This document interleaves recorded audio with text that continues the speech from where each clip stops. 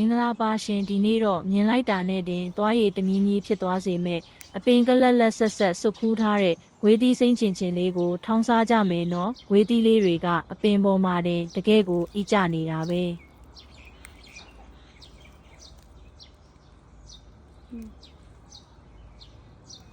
ဝေးသီးထောင်းရဲ့အသက်ကတော့ဆက်ဆက်လေးမှကောင်းမှာမို့လို့နေုပ်သီးစိမ့်တောင်လေးတွေကိုလည်းအပင်ကနေပဲခူးပါမယ်ပြီးရင်တော့ဝေးသီးတွေရောငရုတ်သီးတွေကိုပါရေပြောင်အောင်ဆင်ဆေးလိုက်မယ်နော်။စကောင်းကြရအောင်ဆေးထားတဲ့ငရုတ်သီးစိမ့်လေးတွေကိုအရင်ထည့်ပြီးရင်တော့အနံ့ရောအရသာပါဆွဲဆောင်မှုရှိစေမဲ့ညင်ငပိလေးနည်းနည်းထည့်ပြီးညနေအောင်အရင်ထောင်းပေးပါမယ်။ငရုတ်သီးစိမ့်ညက်သွားပြီဆိုရင်တော့ပပလီးထားတဲ့ဝေးသီးစိမ့်လေးတွေထည့်မယ်ပြီးရင်စားရည်တကြားလေးနည်းနည်းစီထည့်ပြီးဝေးသီးလေးကိုငရုတ်သီးနဲ့အရသာတွေစိတ်ဝင်သွားအောင်စုံထဲမှာခပ်ဖွားဖွားလေးဆက်ထောင်းပေးပါမယ်။